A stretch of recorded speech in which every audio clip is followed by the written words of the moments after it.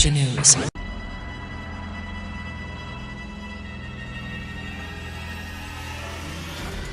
Singapore, a thriving multicultural world city, an Asian tiger playing a key role on the world stage. But just below the surface of this former British colony lies a history of foreign invasion, smouldering racial tension, and violent struggle against imperial power. After more than 100 years of colonial rule, in 1941, faith in the British Empire was shaken when Japan bombed Singapore. It was the next morning when I went up to my room, and that's what I discovered. The shrapnel right in the middle of my pillow where my head would have been. A brutal campaign began to expel the white colonials from Asia. The Japanese despised the Anglo-Saxon powers that had occupied most of Asia. The propaganda at the time is all about ridding Asia of the white man. British Empire forces were plunged into war in Southeast Asia, fighting a determined enemy in the unfamiliar jungles of Malaya and Singapore. The invasion unleashed an explosion of social conflict amongst the Chinese, Malay and Indian communities who resented British rule. The coming of the Japanese presented a very good opportunity for them to get independence. It was a call to arms that echoed within the ranks of the British Army, causing 20,000 British Indian Army soldiers to switch sides and fight for the Japanese. When those men at the end of the war go back to India, they're hailed as national heroes because they fought against an imperial power. Singapore, the bastion of the British Empire, fell in just 70 days. It was Japan's greatest victory and Britain's most humiliating defeat of World War II. The fall of Singapore changed the face of Southeast Asia forever and heralded the beginning of the end of the British Empire.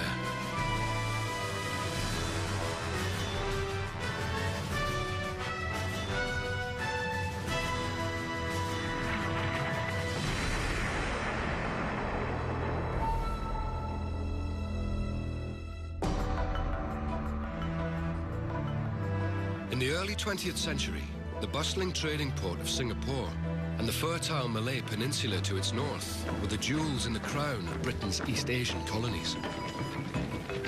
The existence of Singapore really underlines the power of the empire. This is a place where in 1820 it was a fishing village. By 1920 it's the biggest commercial city in Asia. It's the clearinghouse for wares from all over the East heading back to Europe. It's a massive commercial success. To power the colonial economy, the British brought Chinese and Indian workers into the predominantly Malay community, creating an undercurrent of ethnic tension.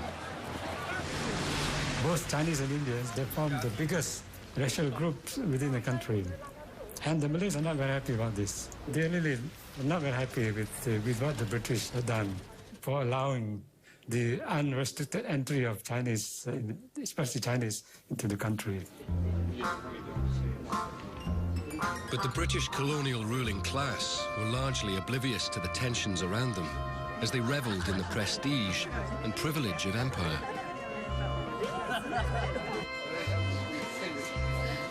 Well, we look up to them and we call them the big masters, and they call us natives. Well, the British colonials, of course, they're a breed apart. They think they're very superior because they had servants to look after them. The women did nothing during the day except just go out to chatter. Local people weren't allowed in their clubs. Natives had to travel in different compartments on trains. They behaved so much as if all this was the natural order of things that they were brilliantly successful in maintaining this illusion for a very, very long time. Britain was not the only colonial power in Southeast Asia. The Netherlands, France and America were also plundering the riches of the Orient. But there was one Asian country that had its own imperialist ambitions and saw itself in direct competition with the West: Japan. Japan felt that it had a destiny to have an empire in Asia. And when it looked around and it saw all these European empires in Asia, he thought, why not us? It saw racism, condescension of a kind that proud Japanese imperialists, and especially proud Japanese soldiers, found intolerable. In 1931, Japan made its move. Short of raw materials, it invaded Manchuria. The poorly equipped and badly led Chinese were no match for the modern, powerful Japanese army, who eventually overran nearly a third of China.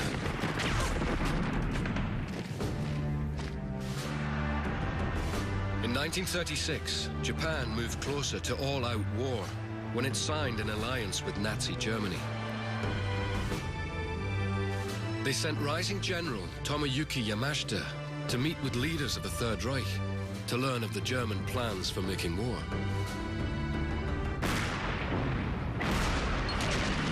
Those plans became brutally clear 3 years later, on September the 1st, 1939, when Nazi Germany invaded Poland and the world was plunged into war.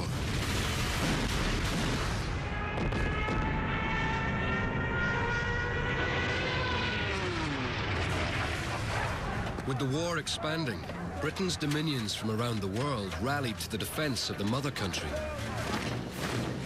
British feared that if Japan entered the war on Germany's side, it would attack Singapore.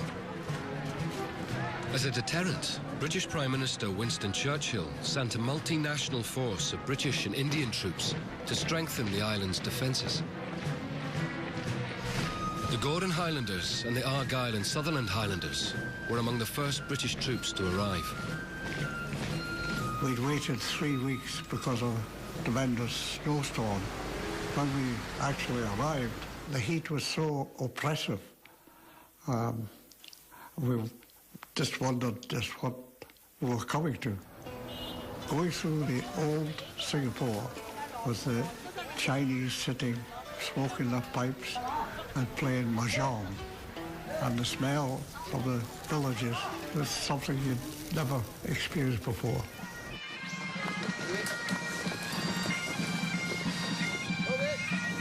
The Argylls were the next generation of the ferocious kilted soldiers from World War I that the Germans nicknamed Ladies from Hell.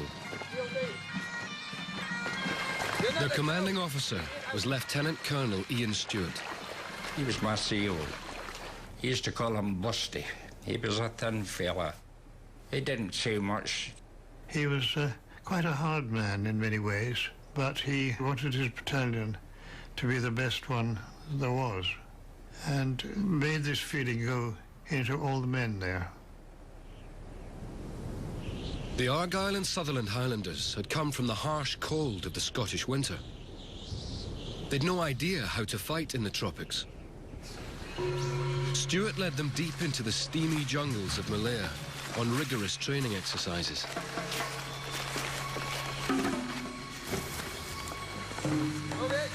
In jungle warfare, it is the quality of the men far more than the quality of the weapons that counts.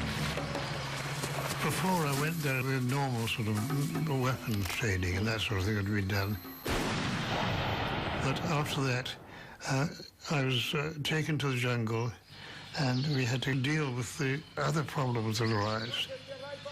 The jungle is neutral, but you've got to live in it. You suddenly find your legs are covered in leeches. How do you deal with it?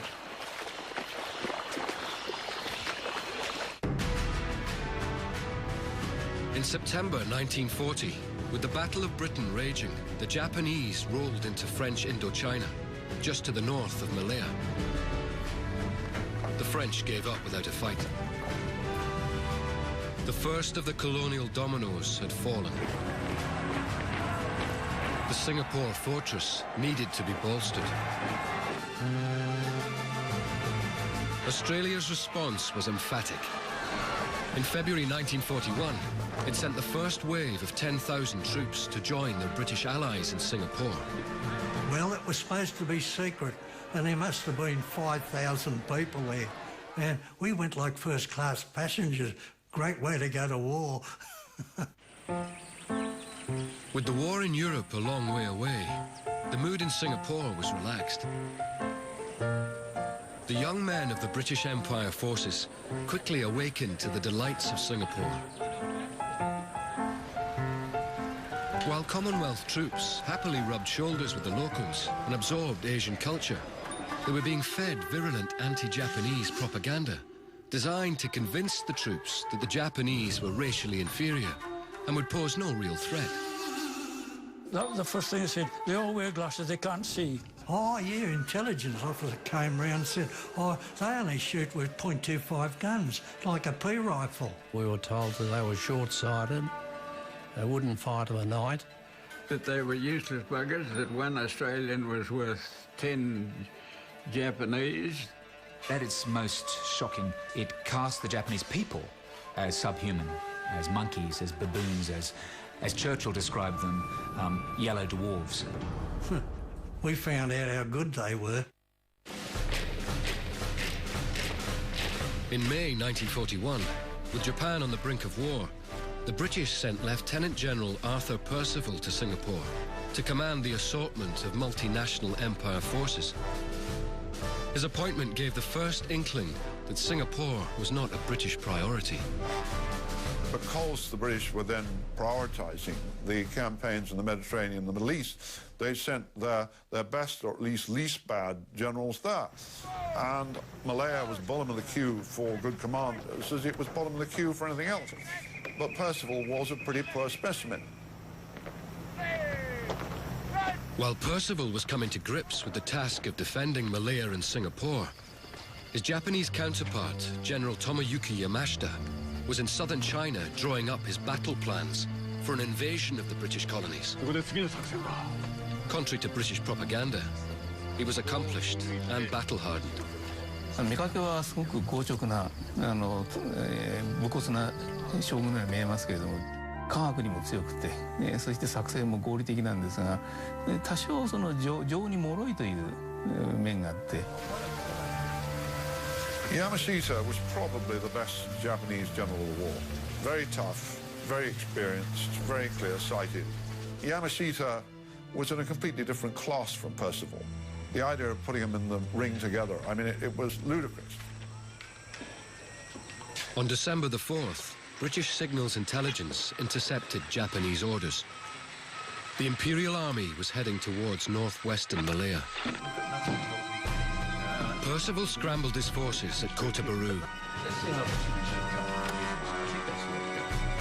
With few British troops available, the defence of the coastline was left to the 8th Indian Brigade. The Indians had fought loyally alongside the British for generations and were expected to hold the line. On December the 6th, an Australian Air Force bomber flying out of Kota Baru spotted a large Japanese fleet steaming towards the coast.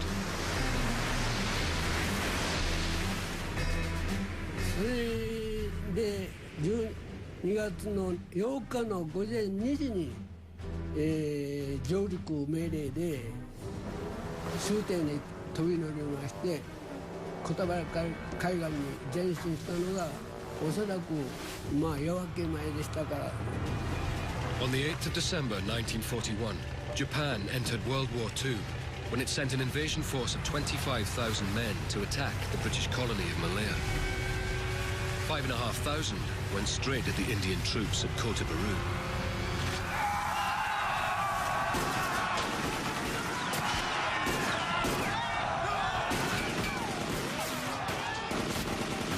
After から向こうからの統治下ですかね、あれからどんどん撃ってきたしですけど、もう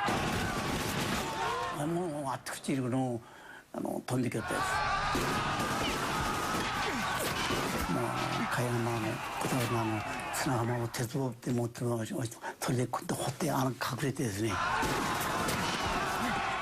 The Japanese made simultaneous landings on undefended beaches in Thailand and advanced quickly towards the Malay border. But at Kota Baru, the battle raged. The 5,000-strong Indian force took the brunt of the attack.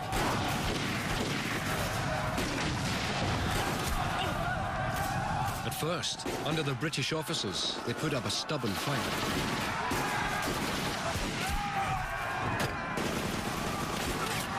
私の約14名の兵隊が小隊長が負傷して、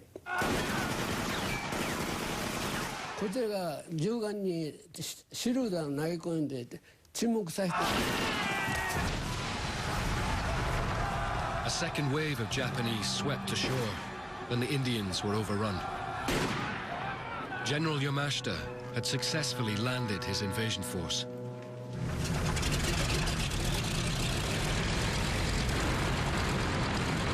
As the Japanese army was taking Kotobaru, their air force was en route to the American naval base in Hawaii.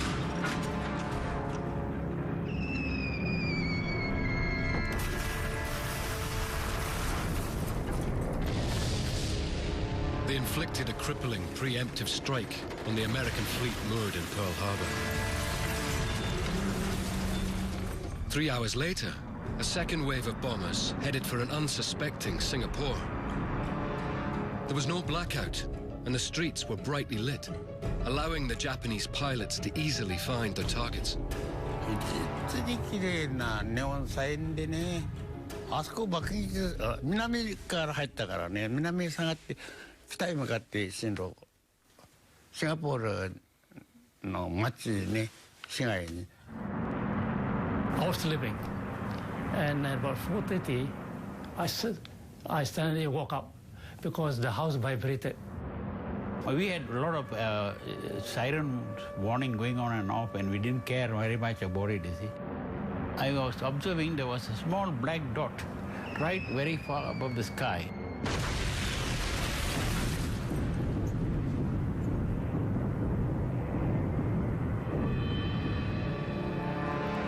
The Japanese bombing raid on Singapore delivered the alarming message to the island's citizens that their colonial masters could not keep them safe.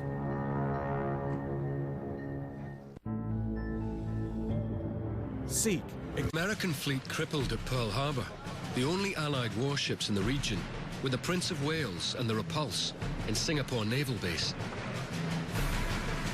On the 8th of December, the two ships with 4 destroyers left Singapore Harbour to support the embattled British Empire troops in northern Malaya. 2 days later, they were sighted by Japanese bombers. Without air cover, this tiny fleet was fatally exposed.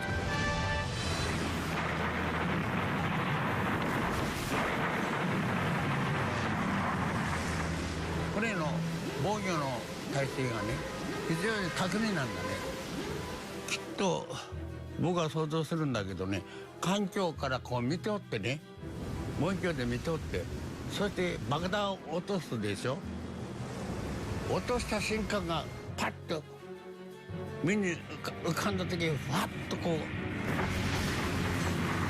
う。ところがね、特殊化爆撃士という人はこのウィキだったらどの辺の角度で曲がってるってことを読んじゃうんだね。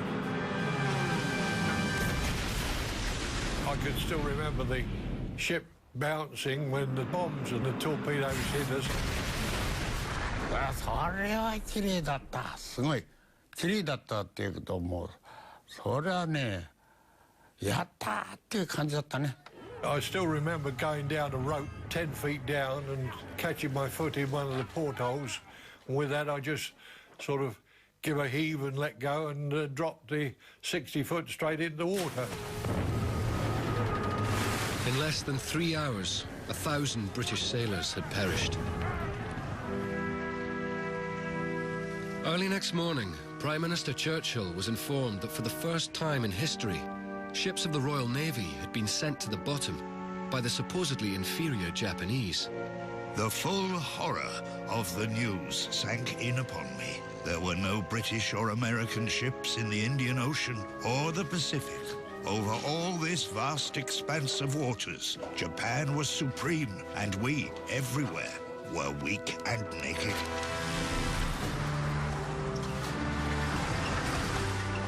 As the Japanese army pushed deeper into Malaya, in village after village, they were welcomed as liberators by indigenous Malays. Feeling overrun by the large numbers of Chinese and Indians brought in by the British, they saw the Japanese invasion as their chance to regain control of their country. To them, the coming of the Japanese present a very good opportunity. They have the impression that the Japanese will come and deliver freedom from British colonialism. Before the war, there had been a growing independence movement among Malays, but the British had arrested and imprisoned the leaders. They were trying to end British colonialism in Malaya, to bring Malaya as an independent nation, even if this means collaborating or working with the Japanese.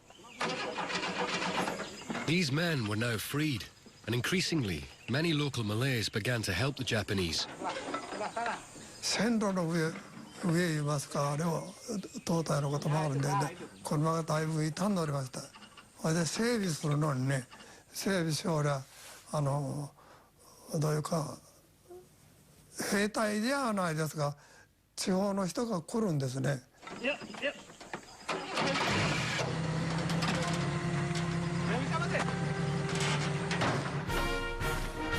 To encourage their Asian neighbours to join the fight against European colonialism, the Japanese promoted their vision, the Greater East Asia Co-Prosperity Sphere. いや、まあ日本の大東亜共栄圏構想というのはとにかく、まあ、日本を一応リーダーとするけれども、全てのアジア人が仲良く暮らそうと。だ資源を分かち合うし、それから政治発言権も仲良く分かち合いましょうという。Anti-British propaganda quickly spread the message.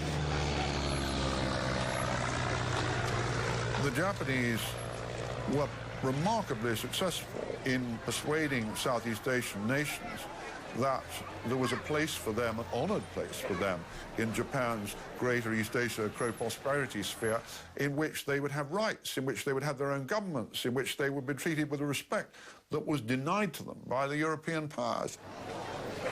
As well as persuading the Malays of their common interests, the Japanese had set up a spy network before the war.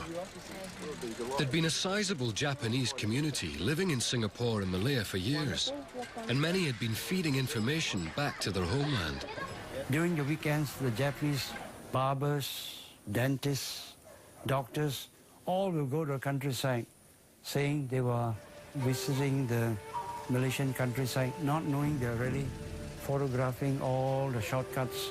So much so when they attacked our country, they are using bicycles to bypass the British who are waiting on the main roads. The bicycle brigades were a vital asset of the Japanese army, and the routes were planned long before they invaded, using information supplied by Japanese spy networks. With the Japanese now in Malaya, the British rooted out the spies and dealt with them brutally. Oh, you wouldn't believe no matter where you turn, spies. Japanese planned them there. Our hairdresser was a spy. People go up there and have a haircut and say so-and-so, so-and-so, so-and-so, and he 2 seconds, the Japanese knew about it. So they shot him. On the spot, bang. See you later. Lu cek sama Acai. Orang itu nak beli sudah ada kah? By the 11th of December 1941, the Japanese advancing from Singapore in Thailand had reached Jitra in northern Malaya. Here they came face to face with a large empire force of mainly Indian troops.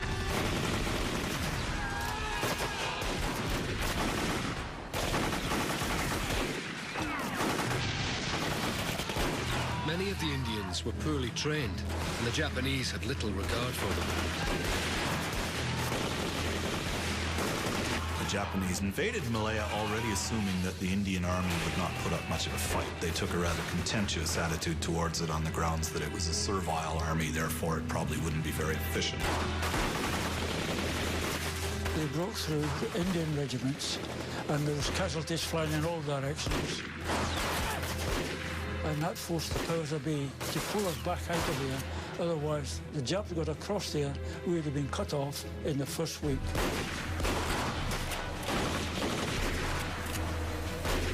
The British Indian Army was faltering under fire. But the unexpected potency of the Japanese soldiers was only partly to blame. Something was eating away at their resolve, and it had its roots in their homeland. Seeds of anti-British dissent had been growing in India for decades under the leadership of Jawaharlal Nehru and Mahatma Gandhi. With the rise of the Indian independence movement, Britain's hold on imperial power was becoming tenuous. It was a pretty scary reality for the British that for much of the Second World War, they had to deploy 50 battalions of infantry for internal security duties in India. Many Indian nationalists were on record then as saying, why should we be asked to fight for freedom when that freedom is being denied to us? Nearly 3,000 British Indian Army soldiers surrendered at Jitra. The Japanese, aware of the growing discontent, believed they could persuade them to change sides and fight against the British. Intelligence officer Fujiwara Iwachi targeted one of their leaders, Captain Mohan Singh. Mohan was a die-hard anti-imperialist who wanted to drive the British out of India as soon as possible by whatever means available. If you surrender, Fujiwara begins to share his ideas that maybe we can set up some kind of force. Maybe, if you get the Indian troops to move away from fighting the Japanese, and this is where really some notion of it, the Indian National Army, begins to form. Rise and win freedom. Singh agreed to become commander of this new Indian National Army and help recruit amongst his fellow Indian soldiers from those who the Japanese were able to capture in Malaya. Mohan Singh chose the flag of the Indian independence movement for his new revolutionary army that would fight alongside the Japanese. Flying colours that would one day become the national flag of India.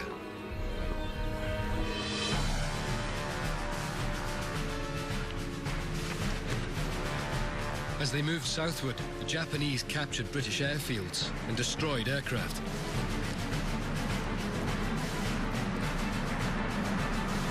With total freedom in the air, Japanese bombers headed for the island of Penang. Penang was home to a population of mainly Chinese and Eurasians who'd been born and bred on the island and were fiercely loyal to the crown.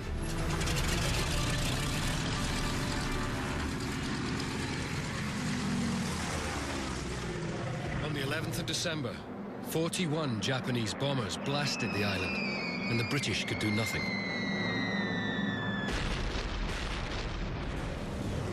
Oh, terrible. Incredible. Nearly 2,000 casualties in the first day of bombing and the other days that followed. There were dead bodies, so what we could pick up, we picked up. That was really the beginning of the bombing of Penang. Ruthless bombing. After 4 days of constant bombing, with Japanese forces advancing, Penang's local commanders gave the order to evacuate white women and children and British military personnel. All the Europeans got out. They were all panic-stricken. There's no doubt about it. Absolutely panic-stricken. They started running and didn't stop running, if I may tell you that. Evacuation was very, very fast. Halt! Some local Eurasians also tried to escape. When I went to the jetty, I think the last ferry that was going across, I was stopped. So I went up, the ferry was half empty. I said, can I go across? No, no, no. You're not British. You're not British. You can't go across. The British very quickly made it plain that escape was something that was reserved for white people. That what happened to Malayan people or Chinese people or Indian people, the British, by their actions, showed they simply did not care. And this destroyed, in a matter of weeks, centuries of instinctive respect by colonial subjects towards the British imperial power, and so it deserved it. On December the 17th, 1941, after more than a century of British colonial rule, Penang fell unopposed to the Japanese. In their haste, the British left behind a functioning radio station. The Japanese soon had Radio Penang back on air, feeding propaganda to Singapore. Hello, Singapore. This is Radio Penang calling. How do you like our bombing?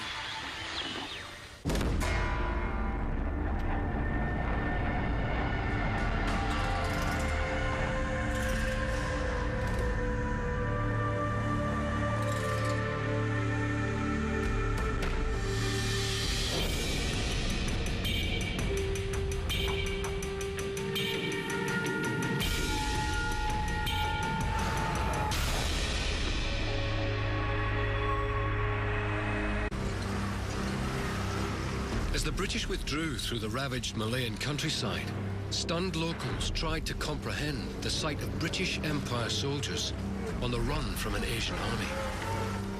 We saw troops moving, British troops going in the north. And less than a week later, we saw them returning the other way, going back south. They stopped their van and asked for water to drink. Their beards were not shaven, and then we knew something was wrong. They looked weary, they were bloodstained, they were dirty. They're like warriors from another world to me. But they were splattered with mud, and they wanted some food. As his army took flight, General Percival was forced to abandon headquarters, supplies, ammunition and equipment. He was struggling to counter the speed of the Japanese onslaught. In just over 3 weeks, General Yamashita had captured all of northern Malaya. By the end of 1941, the battle reached Kampar, where the Royal Artillery made a stand.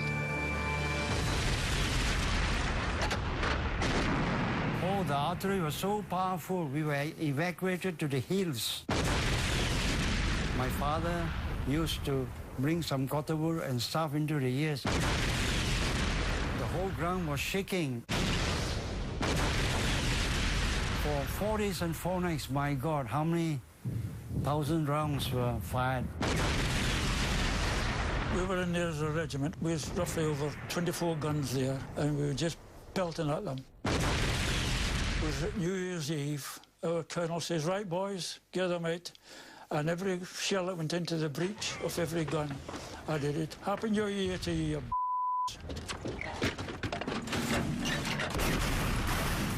And every gun fired 5 rounds, rapid fire, open sights. And you could just see them flying through the air like little bits of butterflies. The Royal Artillery delayed the Japanese at Kampar for 4 days before they were encircled by Japanese troops and forced to retreat. By the 7th of January 1942, the Japanese reached Slim River, less than 300 miles from Singapore. Here, they launched a heavy attack on the British Empire forces. A tank column broke through the defending Indian troops. The Argylls were the last line of defense. I was sent forward to find out what was happening. Suddenly, my platoon sergeant, who was in the rear, said, "Come back at once." Get back!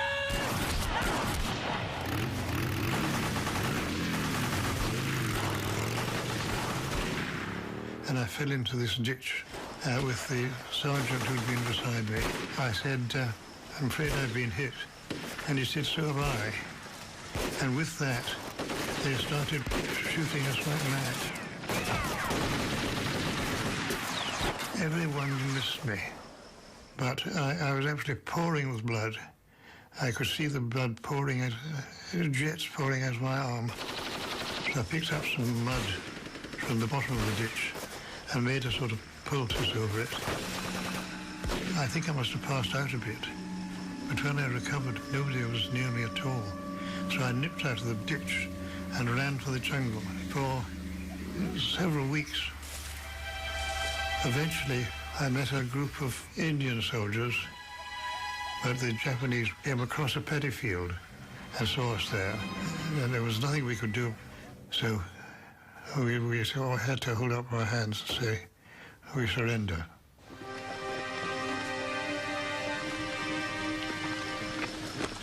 At battle's end, there were less than 100 Argylls who hadn't been killed or captured. They acted as a rearguard for the defeated British and Indian troops who were making their way southwards, abandoning the capital of Malaya, Kuala Lumpur. Along with the troops, civilians fled in the thousands towards the sanctuary of Singapore, just 3 days' march away. There were a lot of refugees, Europeans, there were Chinese, Indians. Everybody was getting out. People were rushing away, and we couldn't find a carriage. And the train was starting to move, so Dad said, "Jump onto the fender behind the engine." So there we were, hanging on for dear life. My father's arm around, one arm around me, my face buried in his neck, eyes closed, praying that we wouldn't fall off. I was scared. I was really scared. I didn't know what was going on. It was dark. The shadows of the trees looked pretty ghostly. The thought in everybody's mind was that Singapore was the place to be, where you would be safe. How wrong we were.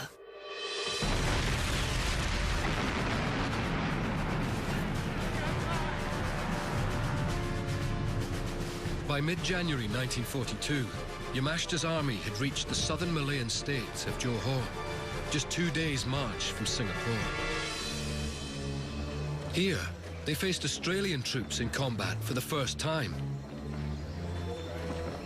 The Australians, still believing the Japanese to be inferior, were full of confidence and expected to stop them in their tracks. The commander of the 10,000 Australian troops, Major General Gordon Bennett, had made his reputation in World War I as a fearless frontline soldier. For the Australians, one of the few small victories in the Malayan campaign unfolded on the peninsula's west coast, near the Muar River. On the 15th of January, the Japanese launched an attack on 4,000 untried Indian troops Bennett had positioned there. Now, the Indians were very much all young men, untrained, and they just went through them like butter. When Bennett got word, he rushed 2,000 Australian reinforcements to Muar to back up the Indians. In what was one of the few Japanese mistakes in the campaign, they sent a tank column straight down the main road towards the Australians. Japanese tanks had proved decisive in the campaign because the British brought none, thinking they would be ineffective in the jungles. But on a bend in the road, the tanks ran into 2 Australian anti-tank guns.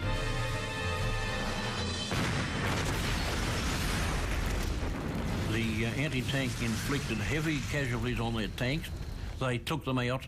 One went up in smoke, the other one started to circle around, and they got it. Our 2 guns knocked out the 8 tanks, and they immediately rushed us up to the front line. So when I got there and our gun was set up, the tanks were still on fire. All the ammunition, the small arms ammunition that they had, started to go off, and then the smell of hamburgers. That was the crew of the tank being burnt. Oh, they'd all been killed, either killed in the tank, or some had got out of the tanks and the infantry had shot them. War is a terrible, stinking, horrible, shocking state of affairs. You are asked to kill a man you've never met, and if you don't kill him, he'll kill you. And we're in the middle of a battle, and this is the result of the battle. As the battle for Muar wore on, the Japanese sent 5,000 troops to outflank the Australians. We realised we had been cut off, so the order was given to withdraw, so we withdrew down the road to a place called Paratsalon. Unfortunately, the Japanese got there first and they had heavily fortified the bridge. We are running out of supplies. Our Lieutenant Colonel Charles Anderson, seeing that the situation was hopeless, ordered every man for himself. Anderson made the painful decision to abandon the most seriously wounded, assuming they would be cared for. 115 Australians and 35 Indians were left behind on the bridge. The Japanese moved them from the road to behind this building. They were all wounded, some very badly, and we were hoping that they'd be treated humanely.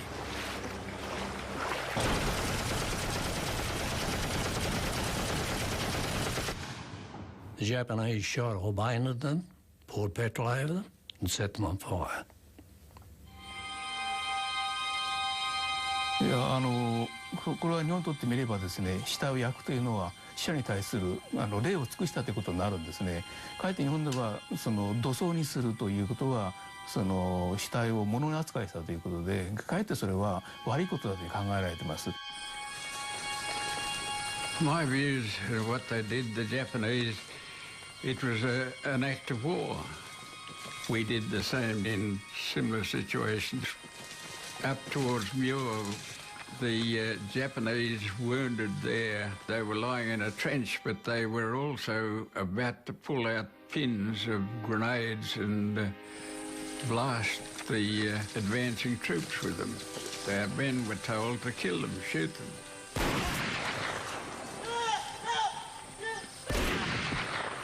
We were shooting their wounded, and when we got back to the bridge, the Japanese shot our wounded because what could they do with them? In just 55 days, the Japanese Imperial Army had pushed the British Empire forces over 600 miles southward down the Malay Peninsula. They'd killed or captured over 20,000 Empire troops and were within striking distance of Singapore. On the 27th of January 1942, Percival received a signal from High Command permitting him to withdraw to Singapore Island. Most of the surviving units managed to scramble across the causeway connecting the island to the mainland. The last to cross were the Royal Argyll and Sutherland Highlanders. As an act of defiance and inspiration to their Empire comrades, they piped themselves across. They struck up the pipes, and we were going across the causeway into Singapore itself. And the tunes that was getting played, Highland Laddie, where have you been all the day, Highland Laddie, bonny laddie? I don't know much more.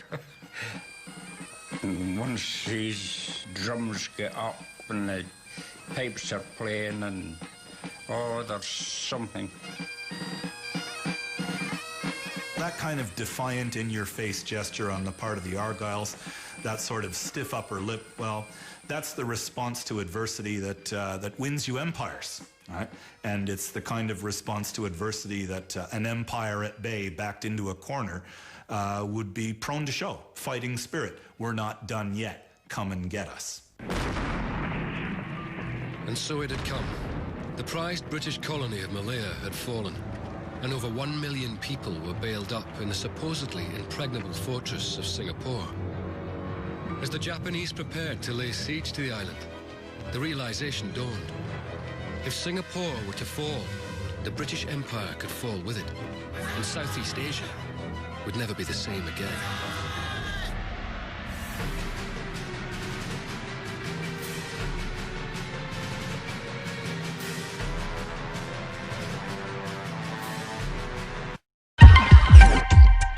Malaysia News.